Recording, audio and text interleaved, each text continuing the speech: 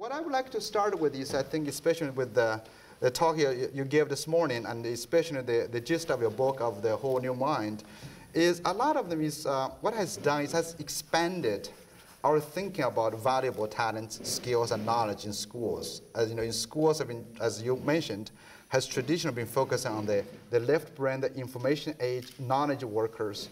And that brings the idea of actually Howard Gardner. I think Howard Gardner has done what I call the supply part of the job. He's described that human beings are, by nature, very diverse. We have multiple intelligences. That's the supply. But you've described those multiple intelligences can actually be useful and maybe even be in demand in the future. Sure. So that's, I think, the major part of I see this big contribution over there, that part of it.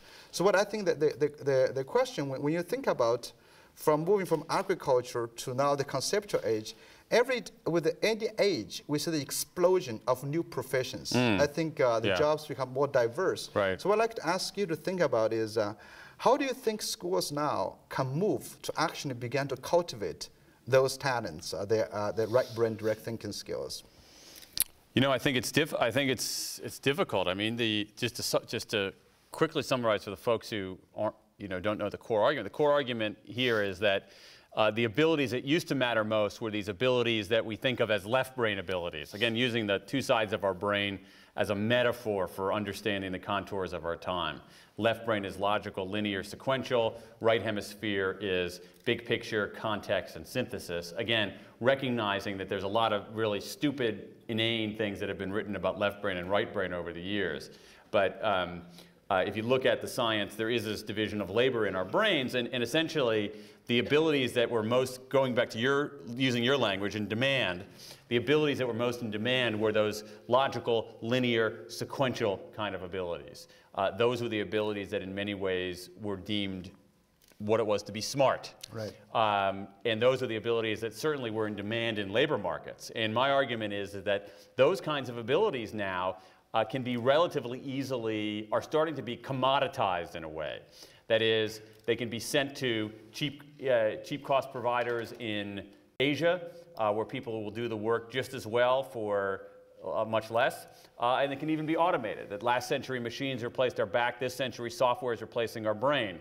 And software by its very nature is about a set of rules that following algorithms and getting the right answer. So you have lawyers whose work is being clipped by online legal services, accountants being clipped by tax preparation software. And so today, you have to be able to do work that's hard to outsource, hard to automate, and that also deals with the challenges of abundance. And what that means is that these right brain abilities, which I think we've often overlooked, as you're suggesting, are now in demand. They've always been present, but now there's actually a demand for them. And what schools, in many ways, schools are not very well equipped to do that. I mean, schools have basically, especially in the US, where we're from, but I think even here, schools are pretty much this close to perfecting the industrial age model.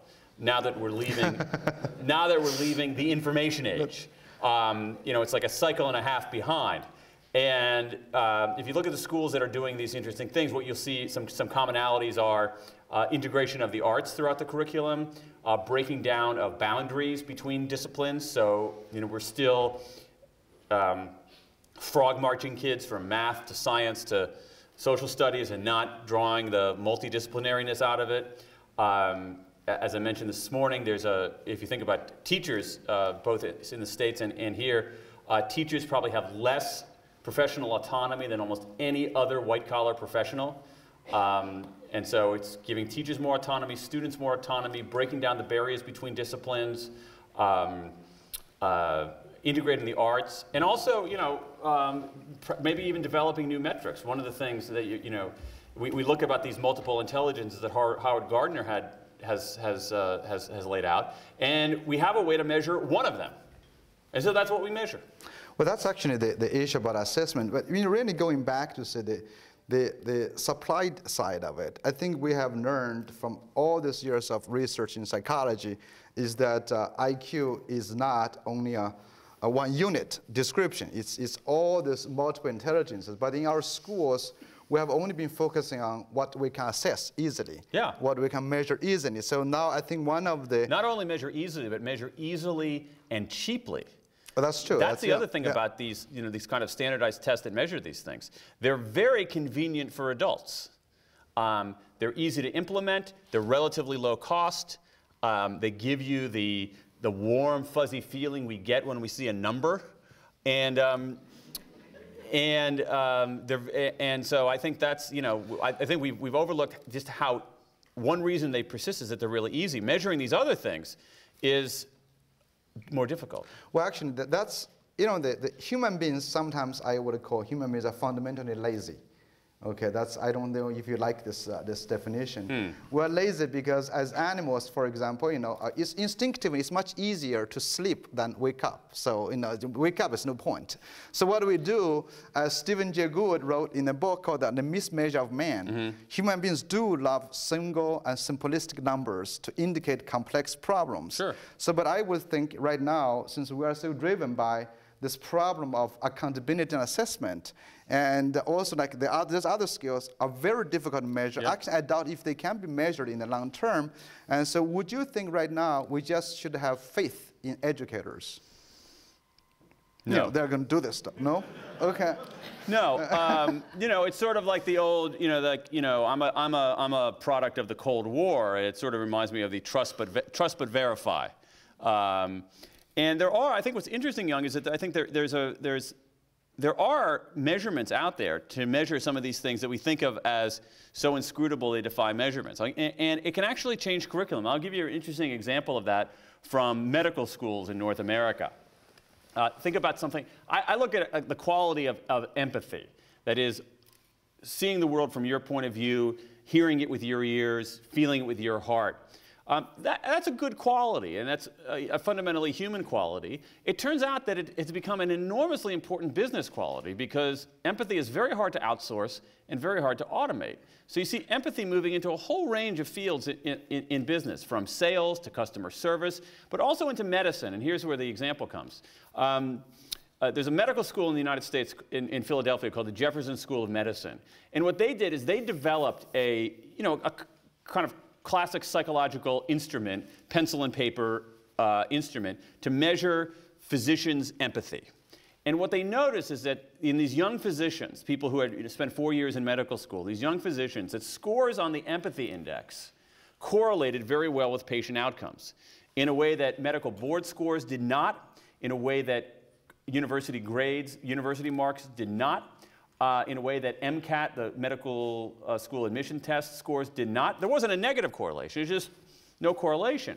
And when they saw that, now this makes intuitive sense in a way, because if you get to medical school, you probably have the analytic chops to be an okay doctor.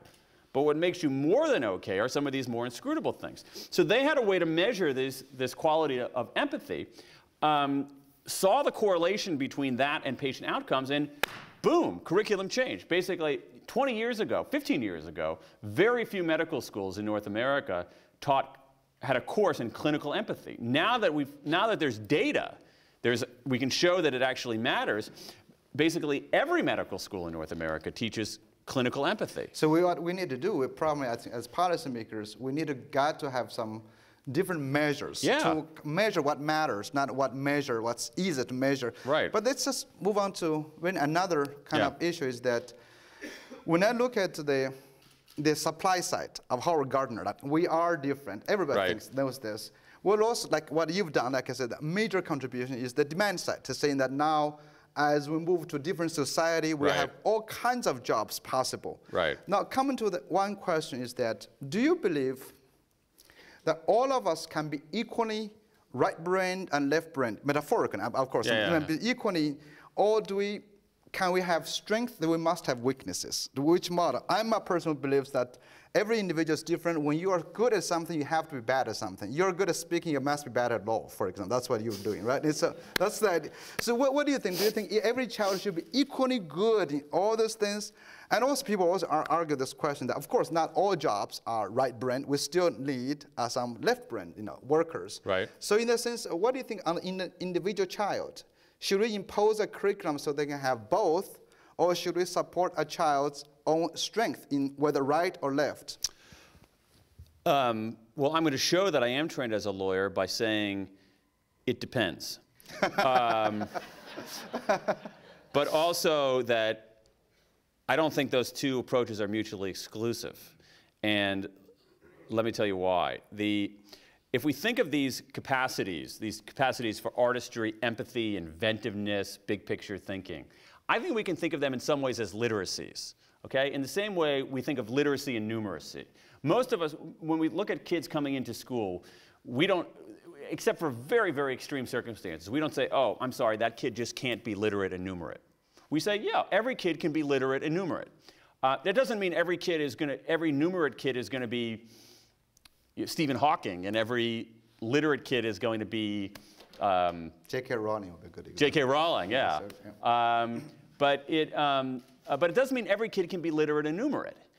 And I think it's the same thing with these right brain abilities, is that if you think about the capacity for design, that's what human beings do. Since human beings first scraped a flint against a rock, human beings were designers. So everybody can be basically design literate. Human beings have a natural capacity for narrative and storytelling. Everybody can be literate in that. Symphonic, big picture thinking. Everybody can be literate in that. Empathy, yeah. And so I think if we think of them in some sense as literacies, yeah, we can get everybody literate on both the left brain stuff and the right brain stuff. In the course of that, and here's where the other piece comes in, I think what we'll discover is that some people, by their nature, are especially good at one of these things, some of these things, and that we should really emphasize that. So we would have a broad foundation. You can be both. Yeah. You know, unlike me, I can only speak English. I'm Chinese, but I can't do music. I mean, that's very tough for me. But you know, however, we can have a broad base, but you can specialize in something. It's interesting you say that, because what I hear, I'll give you the letter. What I keep hearing very much for what you're saying, Yong, from business people is they say we are looking for people who are T-shaped. You've heard this, right? Yeah, yeah. Okay, we're looking for people who are T-shaped.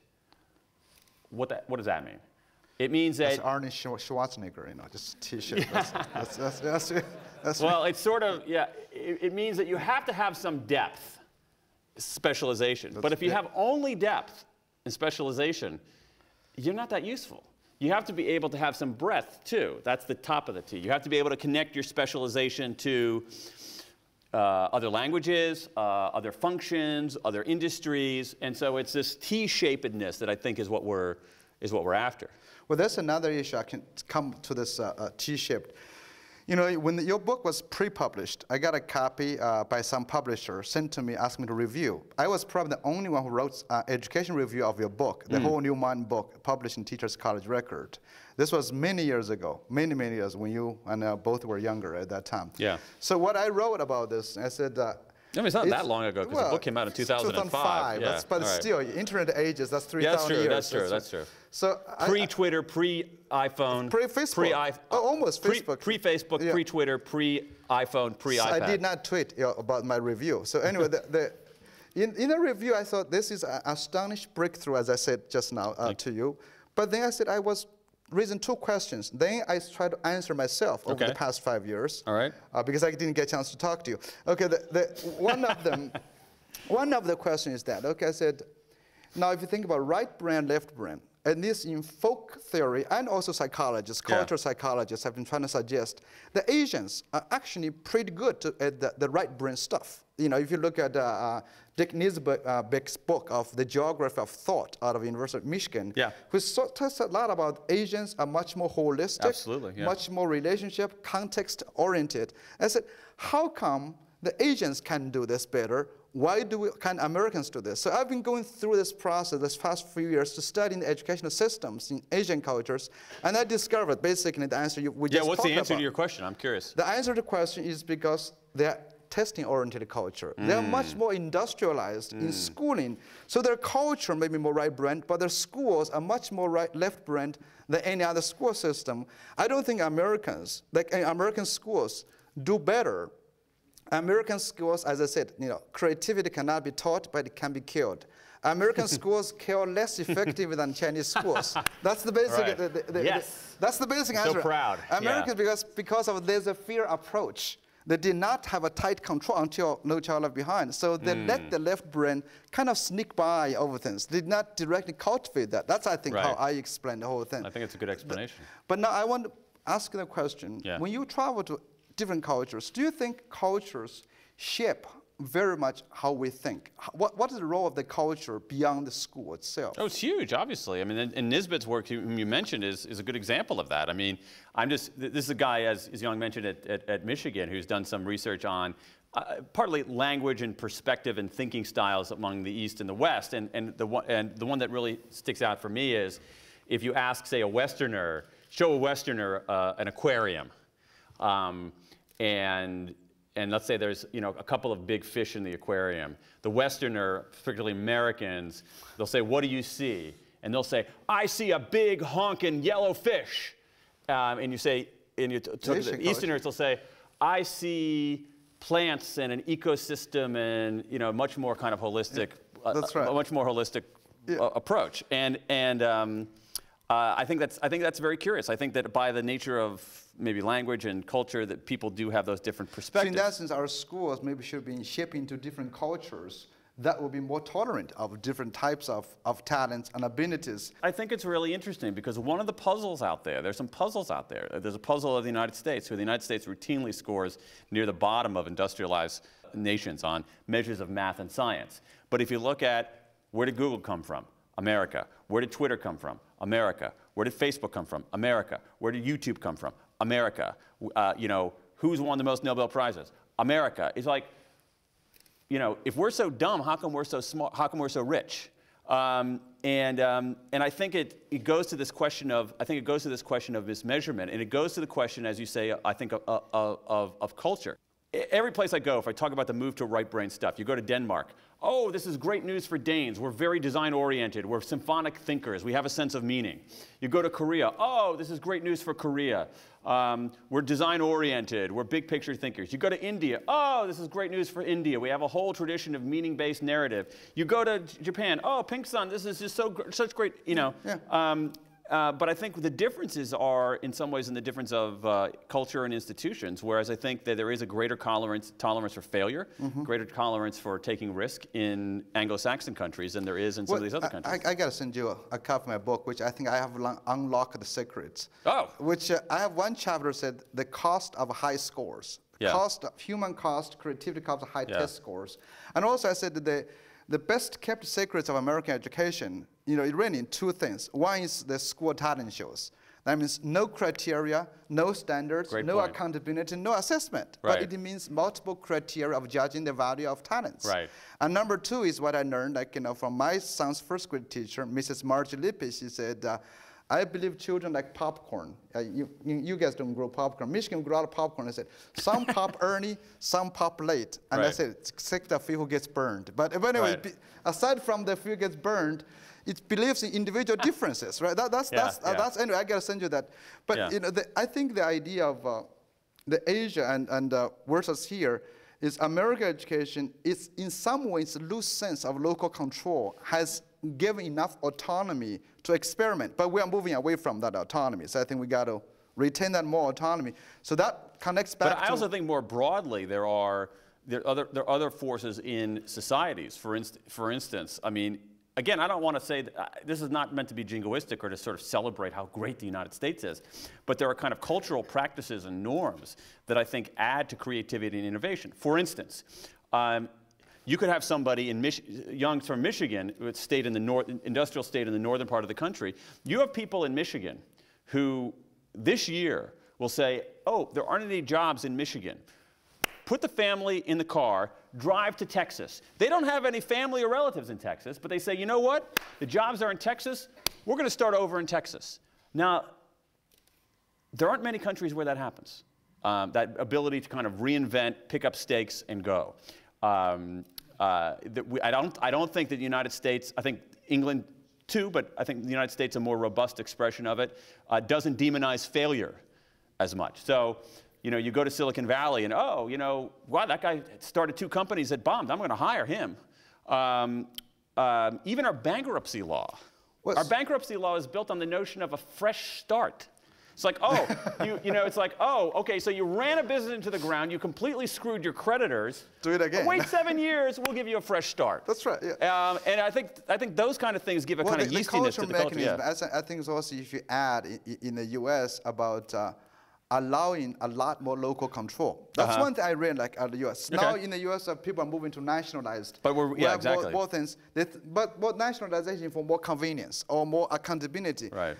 But a lot of people admire China. For example, they said, so efficient. But I said, they're so efficient, effective in building something. They can be so efficient in destroying something fast as well. So I think you have 500 schools in Michigan. People think it's so inefficient. But I say, that means you could have 500 places of experiments. Could be 500 labs to try new ideas. But when you look at China and the Chinese education system, what are the lessons for education systems in the UK and in the US? Well, what not to do. I mean, that's basic. One of the things is that, I mean, actually, UK, you've learned the same lesson, is that when you go after short-term gains, you sacrifice the long-term outcome. The long-term, I would say, was a well-balanced, a broader, strength-based, talent-based idea, which is hard to measure. But you go after short-term gains, which is test scores in a few subjects. You, in essence, sacrifice. But there's a Chinese saying about it. There's a Chinese saying about anything, okay? Right. There's a Chinese saying about the prevalence of Chinese sayings. Right, that's right. That's about, it says, you've picked up the sesame seed, but you've let the watermelon run away. Watermelon versus sesame seed. That makes no sense to me. Give me that one again. That's fine. Don't worry. I won't try. You picked up the sesame seed, but let the watermelon run away? That's right. The watermelon is bigger than sesame seed, right? That's Chinese. You got to go to China next time. Oh, I get it now, yeah. You let the bigger thing That was a Beatles lyric, wasn't it? Sacrifice, what? It was a Beatles lyric. No. No. It's a Confucius saying. No. We have 5-6 minutes, but I have to get you to the next question, your new book, the driver, because there's one thing I really like about motivation. Yeah. That's what schools absolutely don't have. It's like I said, schools are all commissioned workers. There's autonomy.